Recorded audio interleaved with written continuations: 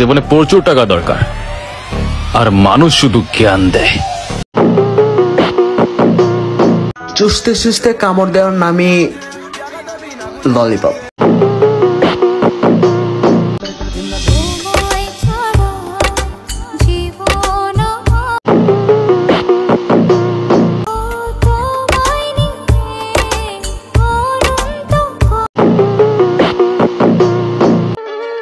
যারা আমাকে ঘৃণা করেন, ঘৃণা শেষ হলে জানাবেন।